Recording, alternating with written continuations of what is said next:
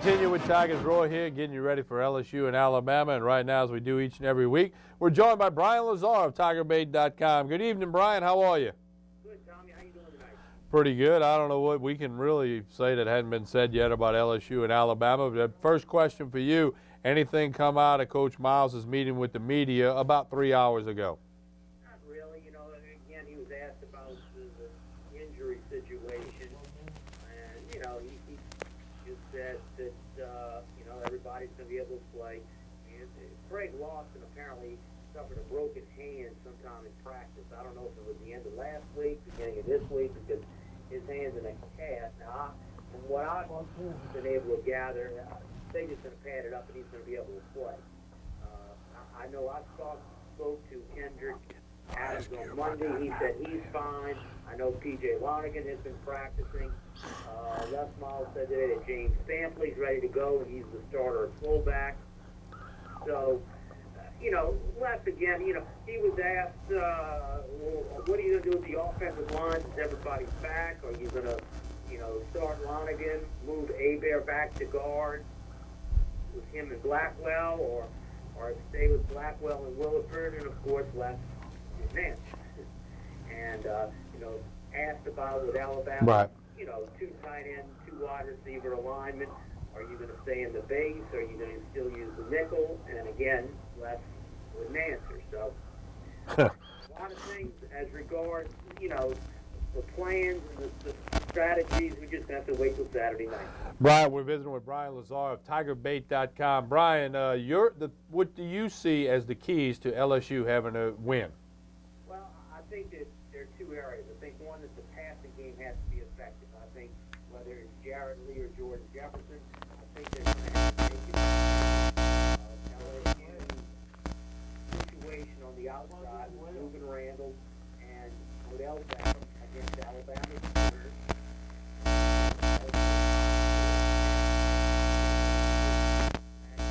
Some of the linebackers are saying, I think that's one thing. The second thing is LSU must win the special teams matchup.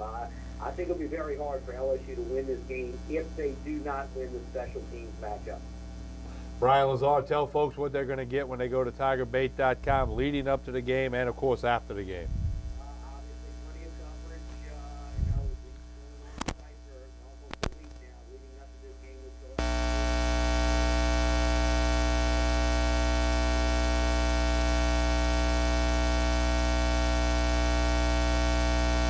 All right, Brian, we'll talk to you during the post-game show on Saturday from Tuscaloosa. You'll be over there, and we look forward to that. Thanks, Brian. Should be fun. That is Brian Lazar of TigerBait.com, and you got an update on Craig Lawson. Well, no, yeah, I mean, the injury a couple of weeks ago, and with a little soft cast on it, he'll play. And, you know, as Brian was just saying, you know, it's as healthy as they've been. The offensive line, everybody's full go. Josh Dworsik, we know, is gone for the year, but everybody else is full go there. And, you know, as far as that, it's going to be interesting, and we'll get into it in the breakdown. But the LSU's going to have to. LSU's best defensive set is their nickel. They're going to have to play more base.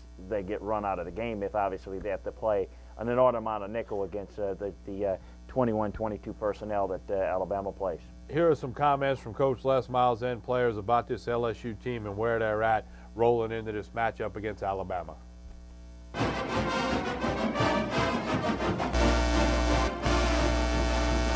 We're not going to change anything at this point, certainly. We think that rotating guys gives us some freshness. We're fortunate to have some depth. You know that really a number of spots, you know, on the offense and the defensive side. We will continue to do that. I think that certainly our opponent is also very deep and very talented there as well. You almost stick to the proven course, you know, like you keep doing what we've been doing, which is, you know, we trust our coaches to come up with great game plans every week and then also make great adjustments during the game. And whether that's some running plays or this running play, that passing play, I mean, our coaches are going to find what works and they're going to put us in a position to be successful as long as we go out there and as individuals execute and play well against our opponent. You know, like you said, our veteran offensive line, they can pick stuff up on that. You know, been watching a lot of film, been preparing hard for these guys. So feel like we kind of have a good understanding of what they do. But yeah, having a veteran O-line really helps in those cases. And offensively, we work ball security very extensively. We do it on a daily basis. It's something that will not go by in any practice and or any game day for that matter. And I think that that's been a really strong characteristic of this team. We think we got a better receiving core than they do. And I feel like, our receivers can get open against their cornerbacks, and, our tight ends can get open against their, defensive players. So, we're going to run the ball. That's us. But I think, if we ran the ball on them last year, and I think we're going to do the same thing. Spencer, like Kenny Hilliard, brings a physical running style to our team. And we feel like the more physical we can be, the better off we're going to be. So having Spencer back, it'll take a little load off the younger guys, Kenny Hilliard and Alfred Blue, and a little bit off of Michael too. So guys will have fresher legs and maybe won't have to take as many carries. That way they can run harder when they do have the ball and not have to worry about getting tired. So we're going to try to be physical, and that's what Spencer likes to do too. Well, the experience at quarterback will give us certain advantages, in running our offense and doing the things that we want to do. You only get to play one quarterback at a time. If we could come up with that formation with two, I might consider it. So.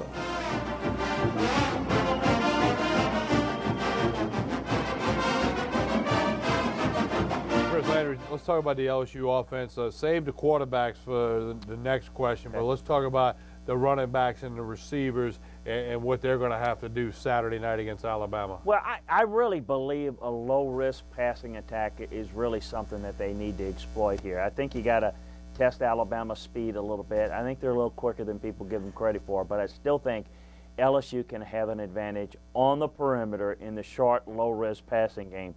The screens, the curls, the drags underneath.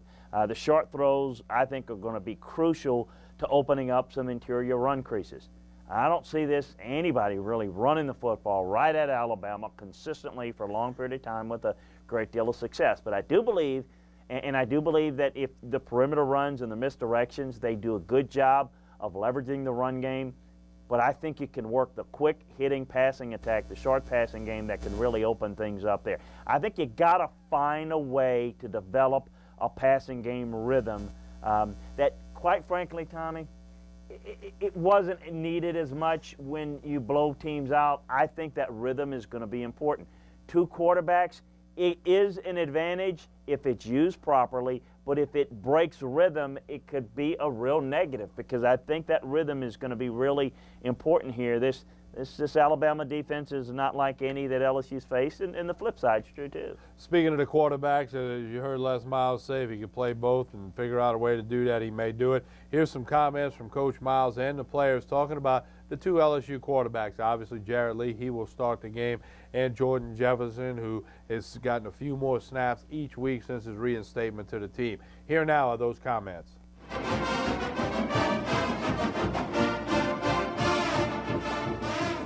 I can tell you, you need two quarterbacks. The idea that you go through a season without sustaining injury at some point in time to one guy, you're going to turn and need for that second quarterback to be able to lead your team, function the offense, and be capable. And we're fortunate to have two very quality quarterbacks that way.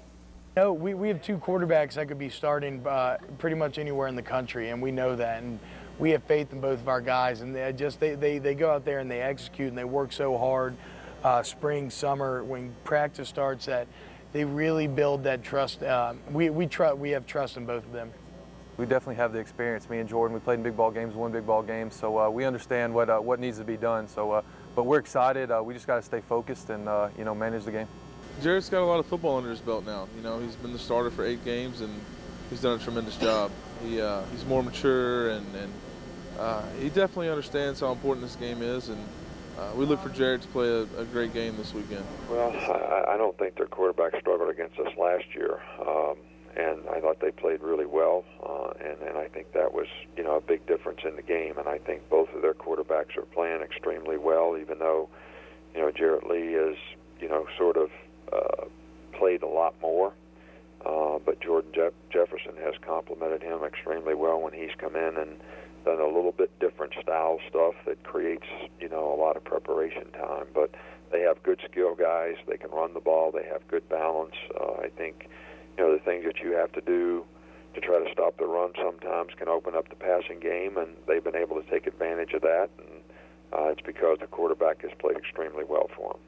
I don't know that it's my management skill in any way. I think it has to do with guys that recognize that they're a part of a whole, and that their contribution is significant, and that that whoever's on the field roots for who's taking those snaps, and whoever's off the field is involved as that guy that's taking the snap. So I think maybe it's the character of the kids, character of the young men that I'm fortunate to coach and represent, that has allowed that to happen.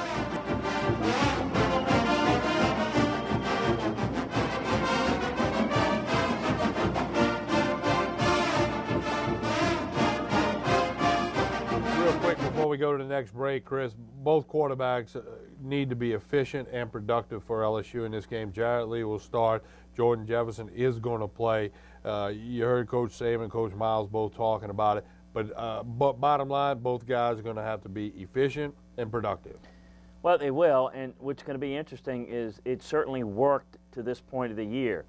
But Jordan Jefferson has been used in very conservative situations. He's always entered the game with a lead. He's never thrown any more than 4 passes in any single game.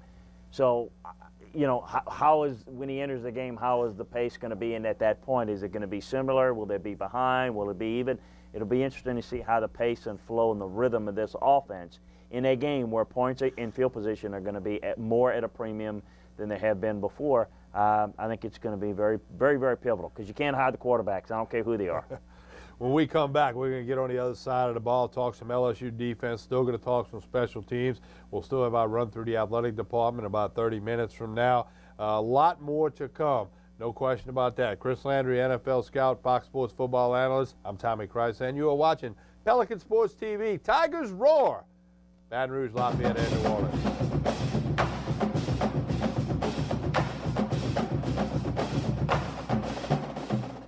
This is Mo Isom of the LSU women's soccer team, and you're watching Pelican Sports TV. Hi, I'm attorney Kerry Bryson. My law firm focuses specifically on helping people try to solve their IRS tax problems. Lately, so many new out-of-state companies are popping up claiming that if you send them money, they can resolve your IRS problems.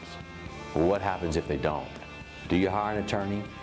Maybe you should start with a local attorney that's already handled hundreds of IRS cases right here in Louisiana. When you hire the Bryson Law Firm, you won't be speaking long distance or sending money to some out-of-town high-pressure salesman. You'll meet with us in person at our office right here in Baton Rouge. Your first visit is completely free and confidential, and we'll tell you on the spot exactly how much it'll cost.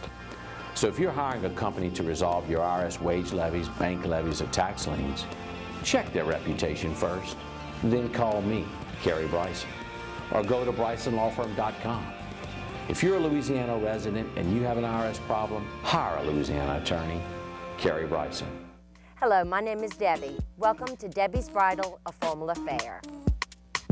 Come see the many great lines we carry in bridal, bridesmaids, mothers, flower girls, tuxes, and more. We also carry over 25 top designer lines in debutante gowns, Mardi Gras, pageant, and prom. Come meet me and my staff with over 30 years of bridal and pageant experience. Debbie's Bridal, a formal affair, Burnside and Gonzales, where service matters. The family dental practice of Dr. Farrell Fruget Jr. and our highly trained staff are dedicated to providing care and treatment to our patients of all ages in all aspects of dental care. 23 years of experience and advanced training in cosmetic and restorative dentistry, TMJ, and treatment of snoring and sleep apnea allows Dr. Fruget to assist you in achieving the best in dental health. Call us today at 292-9700 to schedule your initial evaluation, because we know how to make you smile.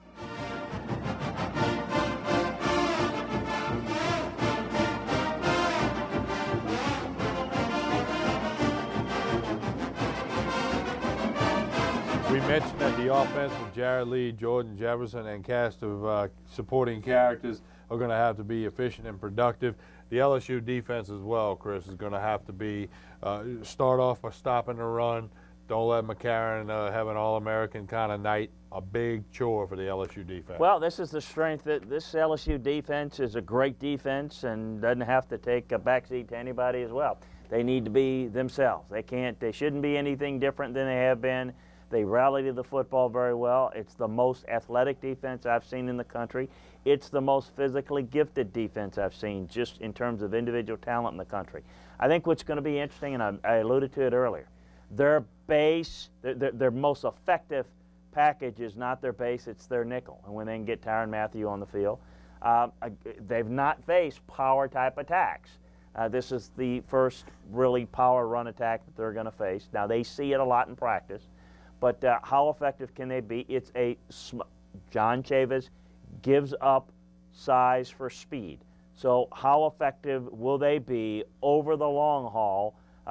They defend the run with numbers. Will that make them vulnerable to play pass? That's going to be a key. That's going to be a pivotal part of the game. Alabama is more built to stop the run with their base. LSU has to commit more guys to the box to stop the run. So I think that's going to be a key. Certainly, though, by the fact that they're built that way, one of the reasons why they're able to do it and get away with it, they've got such elite players on the back end of their defense that can make plays in man coverage, undercut routes. They're a more explosive playmaking team, and I do believe they've got the explosive playmaking edge here.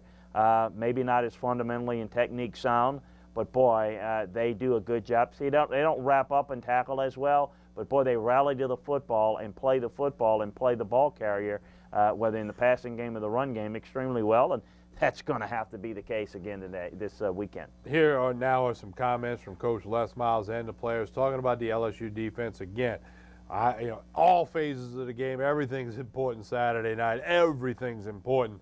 Here are some comments about the LSU defense.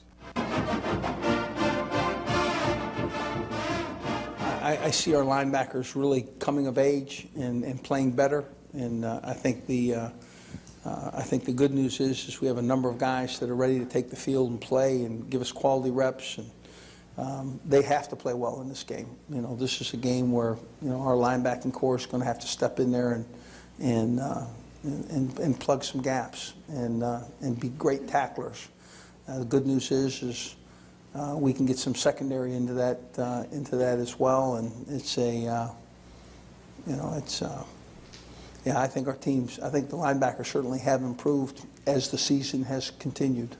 Knowing that those guys, pound on you and pound on you and pound on you, you got to get a little rest sometimes, So when I can leave and, people like, Ego Ferguson, Anthony Johnson can come in and Josh Downs, and come in and no let off, I mean, it's good for me, to know that those guys got my back. We're gonna go 110% every play, so so the guy behind you can come in and fill your spot, so we just got to do what we got to do. Because we feel like we see everything from our guys. And in my opinion, our defense is one of the best, if not the best, in the country. So going against them every day just helps us a lot. I think it's a mark of a quality defense that if the ball's in the air, that the opportunity to get their hands on it is certainly something that our guys look forward to. I think that we pressure a passer well. I think we're very sticky against the run so that we get them in a position where they're having a difficult time,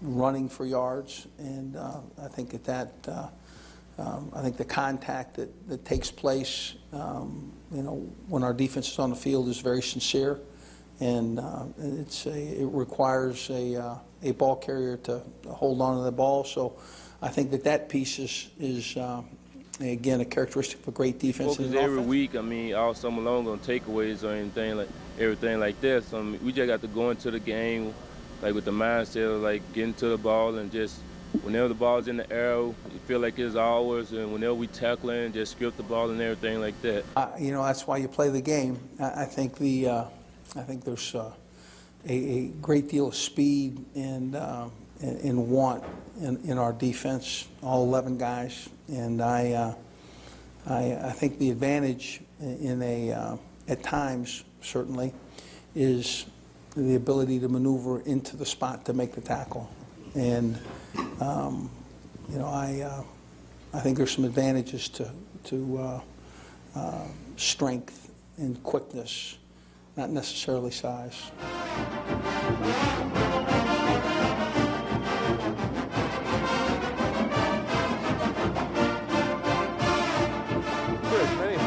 College football game have evolved over the years. I can go back a couple of decades when it became a little more in vogue to talk offensive coordinator and defensive coordinator, and we've seen what the salaries have happened in those positions. And you know, some schools started identifying coordinators before others. Now you got coordinators at the Little League, Youth League level. But you know, but another thing that has evolved is special teams. You know, we've heard the thing, you know, it kind of a couple decades, coaches started saying, well, offense, defense, and special teams. And another thing about special teams is, in maybe the last decade, more and more frontline players, starters, skilled players being a part of coverage units and return units, whereas many years ago, that was your third string guys or your backup guys, or you put your freshmen and sophomores out there and run them down on a kickoff so they could get a letterman's jacket and all that stuff. All of that has changed. Special teams will be critical both directions, as big as the offense and the defense in this #1 versus #2 matchup. I agree with it. You know, Florida State kind of built their program off a number of areas when Bobby Bowden got there, but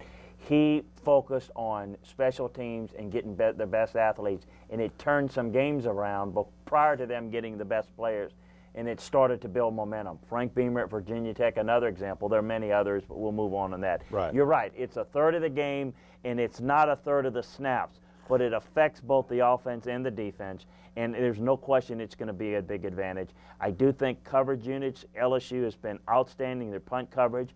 Nobody gets anything off of this punt team of LSU, mainly due to Brad Wing, but their coverage units athletically are very good, even in their second and third deep on their roster on defense. So it's a result of, in college, really good athletes and good depth. So I think this is an area where LSU can have an advantage, and I agree that that is an area where LSU has to win.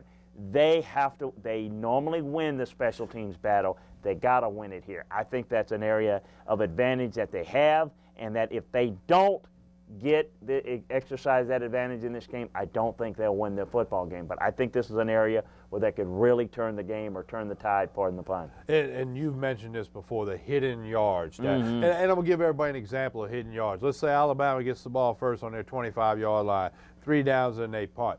LSU gets the ball, let's say, on their own 30-yard line, 3 downs and they punt, and Brad Wing knocks it out on the 4-yard line. Now, Alabama went from the 25 to the 4. That's hidden yardage of 21 yards, 26 yards, 21 yards on that change of possession. And when you start adding that up during the game on the back and forth possessions, and you can end up with a football field and difference in special teams, and a team that accomplishes that probably wins the football game. Absolutely. LSU's average when Brad Wing's punted the football, opposing team gets it, punts it back, LSU punts it again. They average a 15 to 18 yard possession field differential. Change, yeah.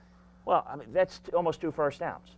So, I mean, put that in perspective. It's a huge factor, and it is somewhat marginalized and minimalized a little bit when you blow teams out. But in a game like this, where field position is going to be a premium, I don't expect this to be a 35-31 game. I don't expect it to be 3-0 either. But in a field position game, I think this could be critical. I think this certainly can limit where you will take chances. And I believe, you tell me the team that averages a starting position at their own 35-yard line versus the other team that starts at the average of their own 25-yard line, and I'm going to take the team at that average starting position, and I'm going to tell you they're going to win that football game. Let's take a look at some stats for Brad Wing. He's the punter, played his prep football at Parkview Baptist. He came from Australia, a good-sized fella. Can punt with either foot, but he punts left-footed in the LSU games. 44.4 average, and a key. You see the asterisk, Chris. 15 balls down inside the 20 out of 31 punts. That is remarkable. I don't know that that's a standard stat nationwide, but that goes to what you talked about, the hidden yardage, flipping the field, moving the field, if you will. This is going to be important come Saturday night. I think it's critical in a game. I don't think it's subject to hyperbole to say that Brad Wing may be the difference maker in this game, may be the most important factor, just for the reasons that we're just looking at there. If you think about it, if you're able to put the ball inside the 20-yard line a significant amount, if you're in a 3rd and long situation offensively, and you've got a punter like Brad Wing, you don't force the ball downfield, okay, into coverage and turn the ball over. You go to the check down, see if you can pick the first down. The punt is not a bad play. You can invoke about 30 to 40 yards of field position change. Look at it as a positive play. Live for another play offensively to take your chances. So I think it's an important factor. I think more so than ever because of the likelihood that this game's going to be a really tight game. Coach Les Miles is the focal point, obviously, of the LSU program, and the proof's in the pudding with what he has accomplished as the head football coach at LSU, and he's going to be here for a long time. A lot of emotion out of Les Miles. I think his players see a lot more than the media and the fans do. Here are some comments from Coach Miles and his players about the emotion and the mindset of head football coach Les Miles.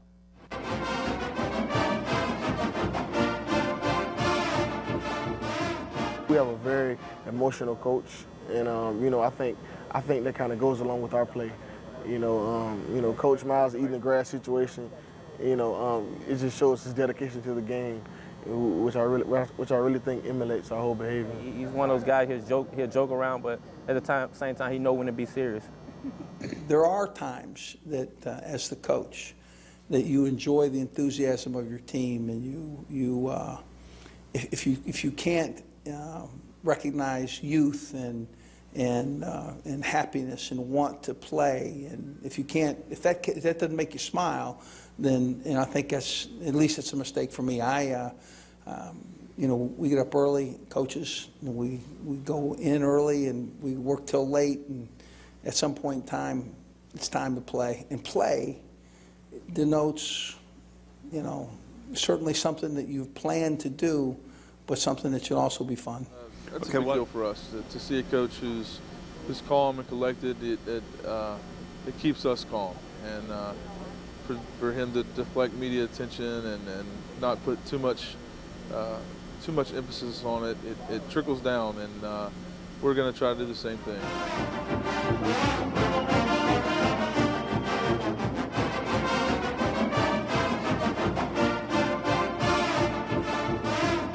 When we come back, we've got some pointed questions for Chris Landry. We're going to get to his what he sees to be the keys for LSU to come away with a win on the road in Tuscaloosa. And don't forget, the home team has not won 3 straight games since back in the 1940s. Yes, more than 60 years ago since the home team won 3 games in a row. Back in '09 in Tuscaloosa, Alabama won. In 2010 in Baton Rouge, LSU won. Games in Tuscaloosa this year. Got to break a better than 60-year streak if Alabama's to win. That might be something you LSU fans might want to put that in your pipe and smoke it tonight. When we come back, pointed questions for Chris Landry, NFL scout and Fox Sports football analyst. I'm Tommy Krysan, and you are tuned to Tigers Roar right here on Pelican Sports TV, Baton Rouge, Lafayette, and New Orleans. Hi, I'm Joe Horn, and you're watching Pelican Sports TV. BetterBatonRougeJobs.com has been extremely beneficial for the TM Automotive Group. And what stands out to us, it's easy to use, not only for us, but it's easy for the applicants. And it's the quality of applicants that we get. It's timely. We post something in the morning. By that afternoon, we have double-digit applicants. And again, it's the quality of the applicants.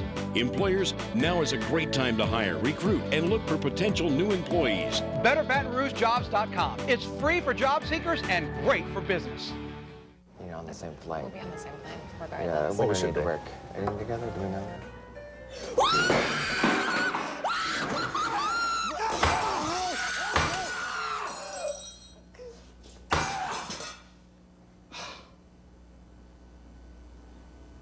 Got it. Thanks, Dave. The big, brilliant, thin Samsung Infuse 4G. Only from the network of possibilities, AT&T. Total Occupational Medicine has been treating injured workers and providing drug tests and employment physicals in our community with a staff of certified professionals for over 20 years. Conveniently located at 3333 Drusilla Lane at I-12, Total Occupational Medicine can assess your needs and present a plan to get your injured workers back to work as soon as medically appropriate. Call Jim Bollinger or Dennis Taylor at 924-4460 to put the experienced team at Total Occupational Medicine to work for you today. That's 924-4460. Pelican Sports TV presents Pelican Radio. Get ready to mix it up with me, Tommy Krysan, and Chris Landry, weekday afternoons from 3 to 4 p.m. Pro sports, college sports, high school sports, and much more. On the Score 1210 a.m. and on the internet at thescore1210.com.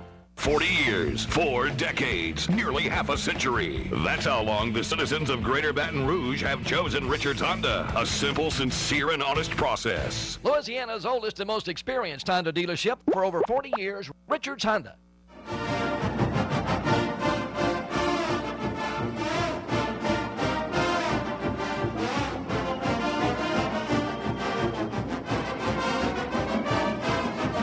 We continue with Tigers Roar, getting you ready for LSU and Alabama, that game over there in Tuscaloosa. Chris, what do you see as the keys for a win for LSU? Well, I do think they need to win the turnover battle by +2. I think they need a special teams or a defensive score or something that sets it up really in the deep red zone area. I think that's pivotal for their chances here.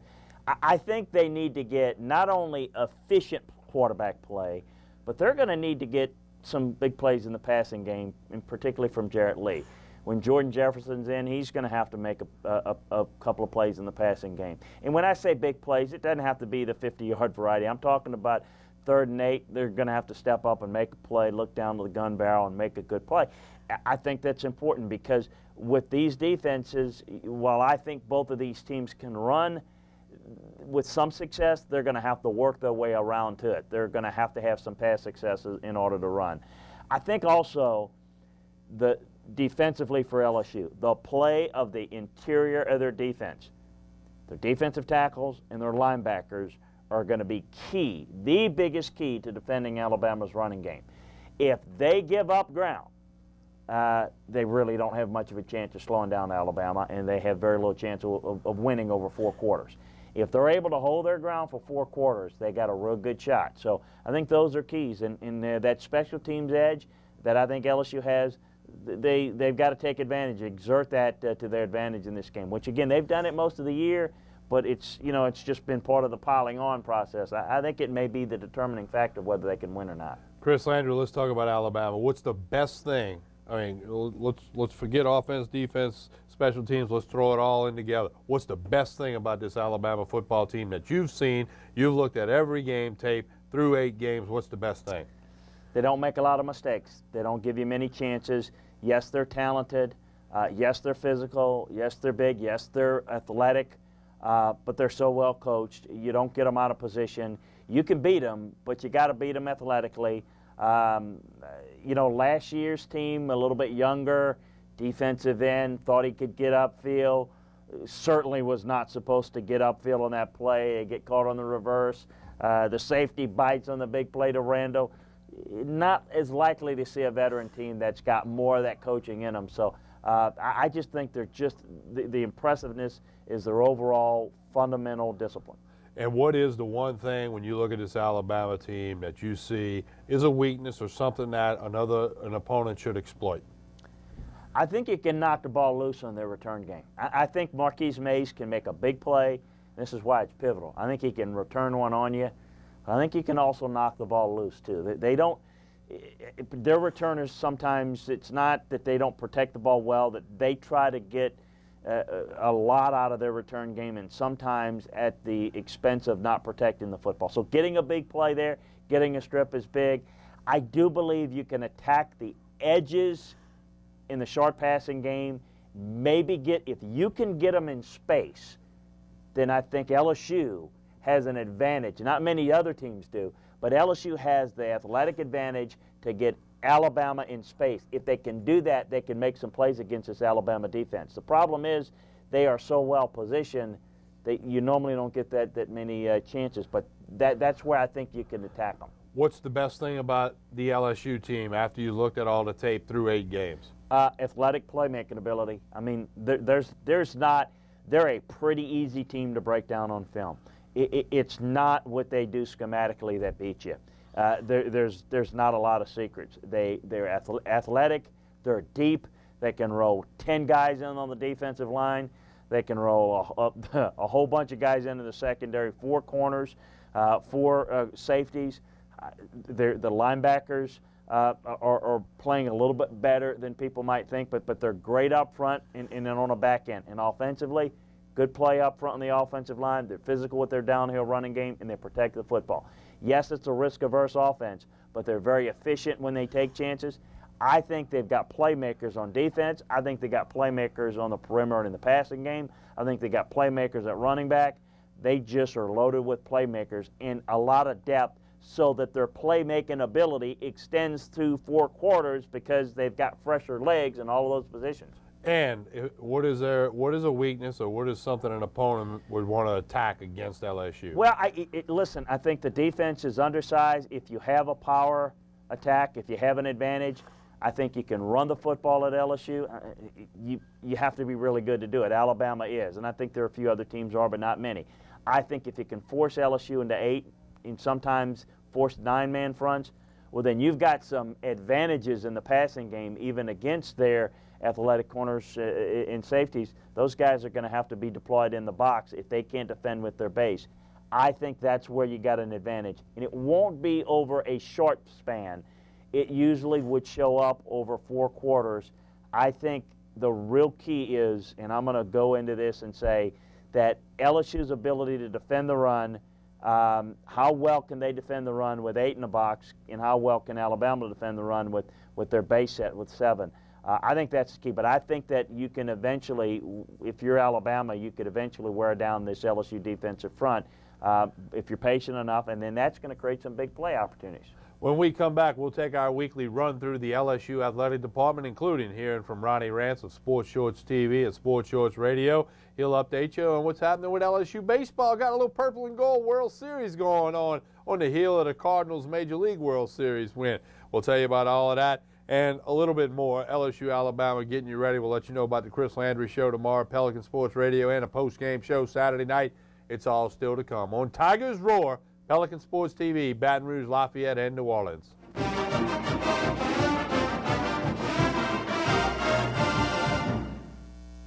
Hi, I'm Kimberlyn Duncan from the 2011 track and field team, and you are watching Pelican Sports TV.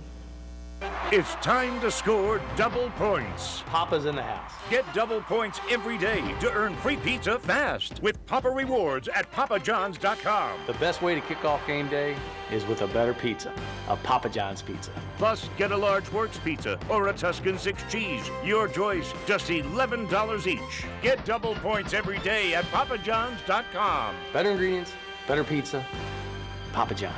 The official pizza sponsor of the NFL. Explore the charms of the North Shore and visit St. Tammany Parish. Whether you're looking for a cultural experience or an adventure, you'll find it here. Enjoy great attractions and fantastic dining in a relaxed and friendly atmosphere. Come visit us and discover the history and heritage that is Louisiana's North Shore. For more information, log on to louisiananorthshore.com/bb. Hi, I'm attorney Kerry Bryson. My law firm focuses specifically on helping people try to solve their IRS tax problems. Lately, so many new out-of-state companies are popping up claiming that if you send them money, they can resolve your IRS problems. Well, what happens if they don't? Do you hire an attorney? Maybe you should start with a local attorney that's already handled hundreds of IRS cases right here in Louisiana. When you hire the Bryson Law Firm, you won't be speaking long distance or sending money to some out-of-town high-pressure salesman. You'll meet with us in person at our office right here in Baton Rouge. Your first visit is completely free and confidential, and we'll tell you on the spot exactly how much it'll cost. So if you're hiring a company to resolve your IRS wage levies, bank levies, or tax liens, check their reputation first, then call me, Kerry Bryson, or go to BrysonLawFirm.com. If you're a Louisiana resident and you have an IRS problem, hire a Louisiana attorney. Kerry Bryson.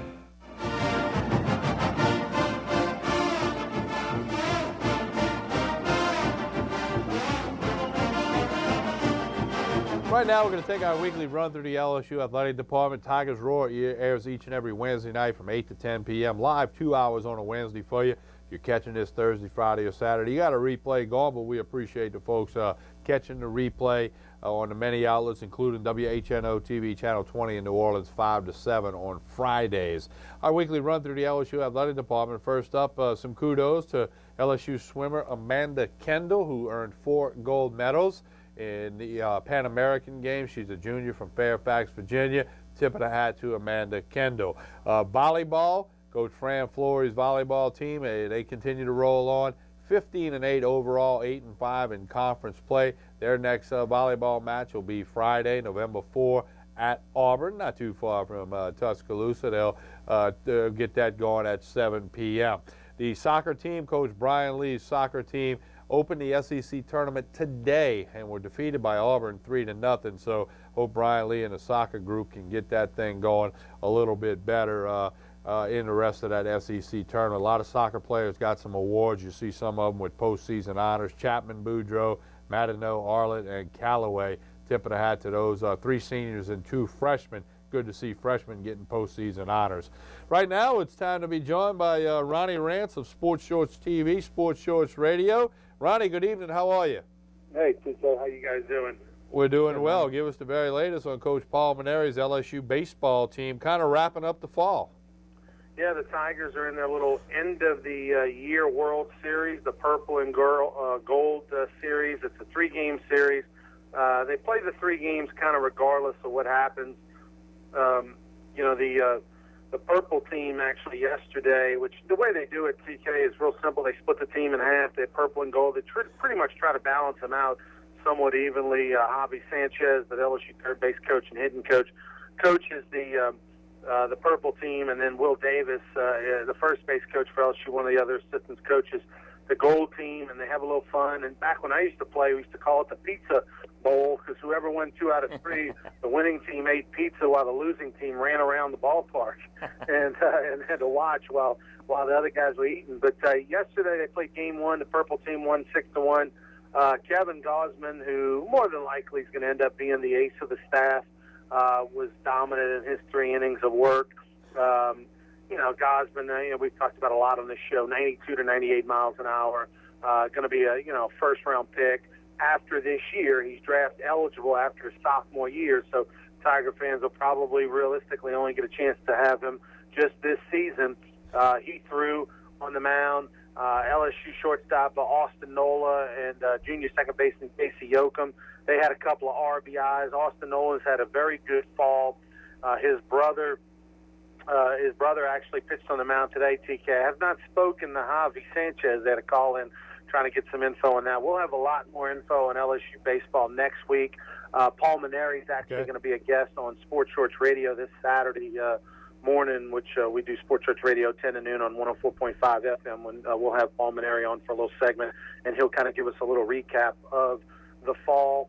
So we'll have a lot more LSU baseball coverage next week to kind of recap you on. But so far, the Purple are off to a good start in the series, and Kevin Gosman lived up to his billing. Ronnie, I know you're going to be in Tuscaloosa for the football game on Saturday night. What do you see as the keys for LSU to get a win? Well, my goodness. I mean, everybody, I think, expects it to be low scoring. I think, obviously, if a team pops out of there and scores 30 on somebody, it would be a shock and not really what anybody's expecting. So that said, I don't know what Chris's take is, but my personal opinion is if somehow a team can get into the 20s, they probably have a pretty good chance to win. I mean, I'm kind of thinking that this is going to be a 20 to 14, 17, 13 low-scoring game. So I think, it's kind of like, I think Alabama's defense is unbelievable. I think LSU's defense seems like, at least here, gets a little more credit. Maybe they're a little more flashy. Maybe they've had some speed rushers and then the Matthew Honey Bear deal. But, I mean, Alabama's defense is incredible, and it's just solid. And, of course, we know Nick Saban's going to have a game plan that's going to at least try to confuse Jared Lee. So I think whoever scores 20 first probably wins the game. I know that's pretty simplistic, but I think points are going to be a premium. Ronnie Rance, you've already told us about Sports Shorts Radio. Tell us about Sports Shorts TV. Sports Shorts TV every Monday at 8 CK, Tuesday at 9. Jordy Collada will be our guest. Jordy does the high school show for 104.5 FM and also works on After Further Review with Matt Moscona. So he'll be our guest this coming Monday. And again, we'll have some updates on LSU baseball and, of course, recap LSU Alabama. So it's going to be a huge, huge weekend. And we may have some video because I'll be over there. Got the new 4GS phone, Tommy, trying to learn all the bells and whistles. I know you're a technical guru guy with phones. I'm just trying to catch up to you. But I'm going to bring. I'm going to have some video, and maybe we can get a little bite or two on the show. Answer that new phone when we call you on a post-game show, okay? I'll do that. All right, Ronnie Rance. Have a great trip to Tuscaloosa. Hope everybody catches Sports Shorts Radio and TV. Talk to you again real soon. Thank you, Ronnie. All right, Ronnie Jumbo, Ronnie Rance. Hey, speaking of baseball, I want to tip our hat to former LSU Tiger and Broadmoor Buccaneer Ryan Theriot. Picked up a World Series ring as a member of the Cardinals team. He did start Game 7. He was limited action in the World Series, but he started Game 7, and he's a world champion now. And he joined some other LSU Tigers that have won recently. That's not an all-encompassing list, but Mike Fontenot and Brian Wilson of the Giants last year, Leskanic in 04 with the Red Sox, Springer and Kiesler, Yarnell. You see some guys, and there's been plenty, not plenty, but another 4 or 5. But tip of the hat to Ryan Theriot. He's a great friend of Pelican Sports TV and Pelican Sports Radio, and it was good to see him become a World Series champion. Each and every week we tell you about the Louisiana Sports Writers Association Players of the Week around college football in Louisiana. And those awards were doled out this week. On offense, a freshman running back for ULL, Alonzo Harris. He was tabbed by the Louisiana Sports Writers. On defense, senior linebacker Jay Dudley from Louisiana Tech. And special teams, Jordan Wells, a freshman return specialist for the Lions of Southeastern. One bad thing when you run 9 kickoffs back in a game, that means they're scoring and keep kicking it to you. But he's an exciting return guy, and it's probably not the last time you're going to hear about him. So tip of the hat to those guys who won the Louisiana Sports Writers Association Players of the Week. Again, this is primarily an LSU show, but we like to spread it around. ULL's got a big home matchup with Louisiana Monroe. It's ULM, ULL, lots of L's and M's going on there. Tulane's got a tough assignment with SMU this week. SMU's a heavy favorite in that game. Tulane with the coaching change a few weeks ago, struggling tremendously. We get a few more weeks into this, or maybe into December, we can talk more about what Tulane may do as far as getting a new head coach for that football program. But, Chris, back to LSU and Alabama. Like we said at the beginning of the show, it's here. November's here. That brought along November 5th. Both teams 8-0. Both teams 5-0 in conference play. And, the national coverage with the media from all angles. And as we mentioned earlier, over 600 requests for press credentials to the staff over there at the University of Alabama. And it's only Wednesday night. You've got your show tomorrow, the Chris Landry Show, which will focus the whole hour on this game because of the magnitude of the game. Usually you hit college, pro, key matchups in both, tidbits and all that. But you're going all LSU Bama tomorrow from 2 o'clock until 3 o'clock on the Score 1210 a.m. That's online at thescore1210.com. And if you are unable to catch it from 2 o'clock until 3 tomorrow, later tomorrow night, probably 9, 10 o'clock at night, it will be available via podcast. You go to thescore1210.com, on demand, Pelican Sports Radio. Look up the different segments of the Chris Landry Show. You can catch that anytime, Friday, Saturday, leading you into this ball game, and spread the word on your friends with that.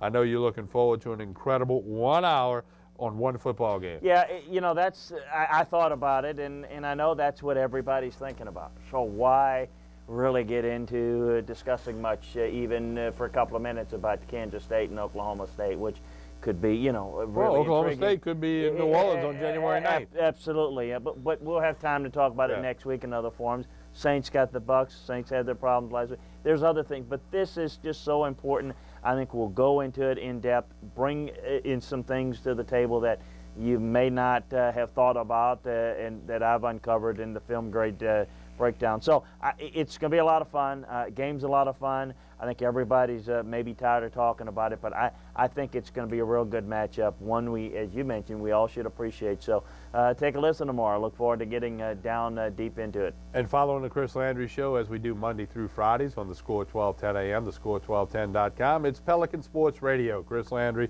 me, Tommy Krysan. Take your phone calls, mix it up. We'll visit with Ken Trahan of SportsNola.com on the Thursday program. It's Monday through Friday on Pelican Sports Radio. Encourage you to tune into that. And immediately following the LSU-Alabama game at about 10:45, maybe 11 p.m. on Saturday night with Richard Condon and me, Tommy Krysan, it's the WJBO Pelican Sports TV Phones First postgame show. WJBO, 11:50 a.m. on your dial in Baton Rouge, WJBO.com. Pelican Sports TV, Baton Rouge, Lafayette, New Orleans, PelicanSportsTV.com. Richard Condon and me immediately following that. When that game clock says 000, give us 4, 5, 6 minutes. We're on the air, simulcast, radio and TV. You can get us, no doubt about it, and your phone calls. We'll have scoreboard updates. We'll have stats. We'll have injury reports. We'll have a key player of the game. We'll have all of that stuff for you on the WJBO Pelican Sports TV Phones First post-game show. Keep up with us on Facebook. Great way to keep up with it all. Pelican Broadcasting is the Facebook page. Over 2,600 friends there, and we certainly appreciate that. And, of course, YouTube. We got our own YouTube page with lots of stuff that you see on this show and some of the other activities of the crew here at the Pelican. Twitter account is @Pelican Sports. So, on behalf of the entire crew here, and it takes a lot of people to put this show together, Chris Landry, NFL scout, Fox Sports football analyst, our entire crew who worked so hard to put this together for you. We get to sit here and talk. Guys are working all day yesterday and today to throw this thing together. And special thanks to you for listening. And whether you're on the internet at PelicanSportsTV.com or you got us in Baton Rouge, Lafayette, and New Orleans, spread the roar. Enjoy the game. Enjoy that game Saturday. It'll be a fun one to watch. I'd buy a ticket.